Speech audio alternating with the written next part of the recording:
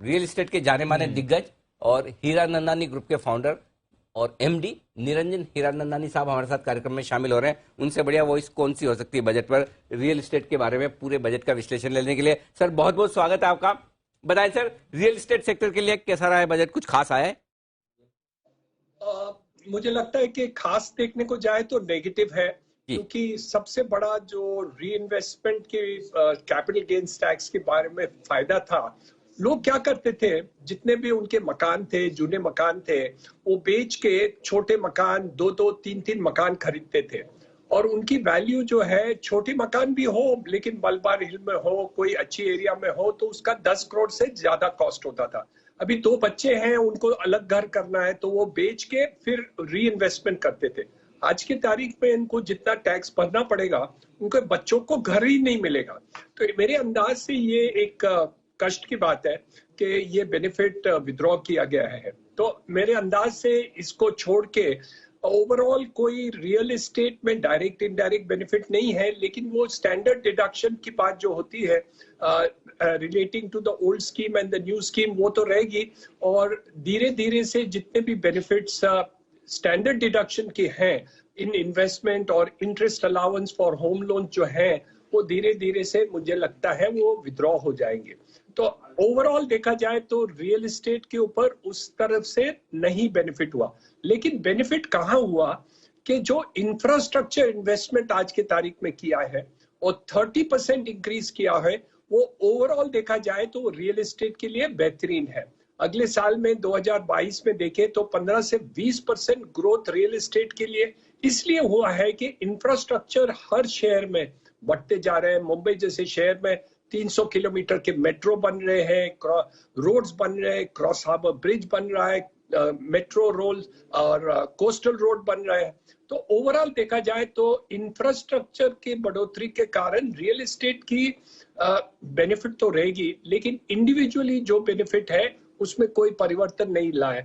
और जैसे standard deduction 2 lakh रुपया ब्याज के है अंडर द ओल्ड स्कीम, वो कैसे रहेगा वो हमें डिटेल पढ़ के ही पता पड़ेगा कि उसको विड्रॉ किया गया है। सर मैं इसी पर मैं आपसे राय लेना चाहता हूं। जो हमारे यहाँ टैक्स एक्सपर्ट्स का पैनल बैठा है वो ये कह रहे हैं कि नए रिजिम में एटीसी सेक्शन 80 हटाई दिया है। तो अब तक सेक्शन 80 में जो 1.5 लाख रुपए की टोटल लिमिट होती थी, उसमें अगर मेरे पास हाउसिंग लोन है और उस पर मैं प्रिंसिपल का कुछ पेमेंट कर रहा हूँ, रीपेमेंट कर रहा हूँ, तो उस पर छूट मिलती थी, अब वो बंद हो जाएगी। तो क्या ये एक बड़ा नेगेटिव होगा रियल एस्टेट के लिए? जरूर होगा, क्योंकि जो मिडिल क्लास के लोग हैं वो हर पैसे को कैलकुलेट करते हैं। ऐसे नहीं है कि वो इन्वेस्टमेंट उनके पास इतने पैसे छूट है कि ये कैलकुलेशन उनके ऊपर महत्व नहीं रहे। तो मेरे अंदाज से कुछ तो फर्क पड़ ही जाएगा। जो मिडिल क्लास को घर लेने की बात होती है तो वहां बहुत कठिनाई है। द बिगेस्ट इन्वेस्टमेंट किसी का भी होता है तो वो घर होता है। तो मेरे अंदाज से वो जो स्टैंडर्ड डिडक्शन विड्रॉ कर रहे हैं, वो हाउसिंग में एक अलग प्रोविजन देने की आवश्यकता है। बिल्कुल, ये नेगेटिव हो सकता है, क्योंकि अगर होम लोन पर आई डोंट नो अगर सेक्शन 80 हटेगा तो जो इंटरेस्ट का रिपेमेंट किया जाता है जिसकी हम मांग कर रहे थे कि उसको तो बढ़ाना चाहिए, 2 लाख बहुत ही कम है, हट गया वो भी हट नहीं है। अरुण, क्या ये मान के चले कि अगर सेक्शन 80 हट रहा है और अगर आपको प्रिंसिपल होम लोन पे प्रिंसिपल रिपेमेंट में जो छूट मिलती थी वो नहीं मिल रही, तो इंटरेस्ट वाली भी खत्म होगी या अभी वो रहेगी? नहीं, दोनों ही चले गए ना, दोनों ही जा रहे हैं ना, दोनों ही जा रहे हैं। तो ये बड़ा मुश्किल काम हो जाएगा। तो ये इसीलिए हमारा कैलकुलेशन के हिसाब से हमने जो ओल्ड स्कीम और न्यू स्कीम का पुराना कैलकुलेशन देखा था, तो हाई टैक्स पेयर्स को ओल्ड स्कीम ही ज्यादा फायदेमंद थी। इंटरेस्ट आपको हाउस प्रॉपर्टी में डिडक्शन मिल जाएगा। वो इनकम फ्रॉम हाउस प्रॉपर्टी मिलेगा, वो एटीसी में नहीं मिलेगा। तो इंटरेस्ट का डिडक्शन वहां मिल जाएगा, 24 में मिलेगा। वो तो अगर आपने लेट आउट की है तो अलग। नहीं, आप सेल्फ नहीं, आपको मिलेगा, इंटरेस्ट मिलेगा। एमएसएमई पे आता हूँ। निरंजन सर, एक बार जरा मैं उनसे रियल एस्टेट सेक्टर का जायजा लूं। मैंने कहा कि थोड़ा आपसे टैक्सेशन के बारे में पूछ लिया जाए कि रियल एस्टेट सेक्टर में क्या कुछ होता रहेगा। तो सर इस बार फॉर ए चेंज ऐसा लग रहा है कि या तो आपने बात बड़ी स्ट्रांगली रखी नहीं वित्त मंत्री के सामने, या वित्त मंत्री जी ने सोचा कि 2 साल से बहुत बढ़िया चल रहा है सेक्टर, अभी आपको सपोर्ट की ज्यादा जरूरत है नहीं। सेक्टर की बात नहीं होती है। सेक्टर की बात होती है for the purposes of real estate developers. और टैक्सेशन की जो बात ये होती है वो इंडिविजुअल घर खरीदते हैं। आप देखिए 20% ज्यादा लोग घर खरीदे हैं। तो वो बेनिफिट जो देखा जाए तो वो महत्व की बात ज्यादा रहती है। जो प्राइस इंक्रीज के कारण जो बढ़ रहा है वो 10% तो जैसे 15-20% जो बढ़ोतरी हुई है ओवरऑल सेल्स में, वो ऑलमोस्ट 10 to 12% इन्फ्लेशन के कारण हुआ है। तो मेरे अंदाज से बेनिफिट सिर्फ 5% ज्यादा लोगों को है। और आज की तारीख में देखिए, मुंबई जैसे शहर में 50% से ज्यादा लोग झोपड़पट्टी में रहते हैं। इसलिए घरों को आपको देना, रोटी कपड़ा मकान की आप जब बात करते हैं तो लोगों को छत देने की एक कमिटमेंट सरकार की रही है। प्राइम मिनिस्टर आवास योजना के अंदर जो अफोर्डेबल हाउसिंग है उसमें 79,000 करोड़ दिए, लेकिन वो मुंबई को बेनिफिट नहीं होता क्योंकि उसकी जो प्राइस लिमिट है 45 लाख रुपीस है, तो वो यहाँ कोई घर मिलता नहीं। तो मेरे अंदाज से कुछ सेक्टर रियल एस्टेट में छूट गए हैं और उनको तकलीफ होगी कि कैसे हम घर खरीदे, या मिडिल क्लास को जो कैलकुलेशन करके घर खरीदते हैं उनको भी दिक्कत होगी कि हम घर खरीदे या नहीं खरीदे।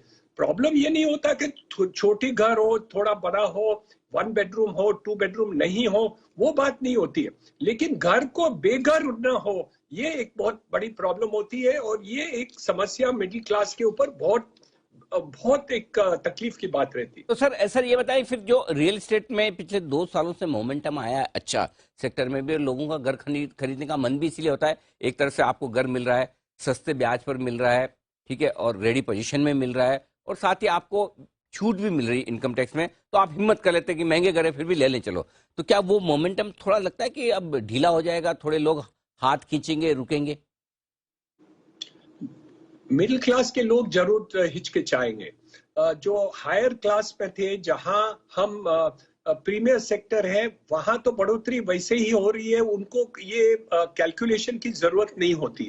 और ये देखा जाए 2022 के अंदर जो हायर इनकम हाउसेस है, जो बड़े प्राइसेस के घर है, उसमें बढ़ोतरी ज्यादा हुई है। This is first time in the history of India, 75 years में आप देखा जाए तो पहली बार अफोर्डेबल हाउसिंग सेगमेंट की जो इंक्रीज हुई है वो कम हुई है, और जो हायर इनकम माना जो 2 बेडरूम 3 बेडरूम 4 बेडरूम है, परसेंटेज वाइज वो ज्यादा बढ़ोतरी हुई है।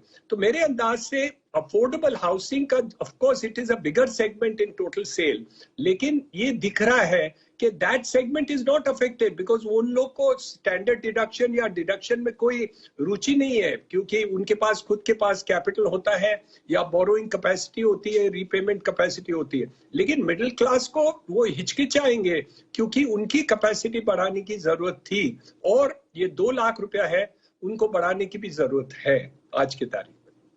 ओके, बिल्कुल। तो ये है आपके लिए पूरी तरह से रियल एस्टेट सेक्टर पर सर का नजरिया। सर बहुत बहुत धन्यवाद आपका हमें समय देने के लिए और पूरी डिटेल में रियल एस्टेट सेक्टर के लिए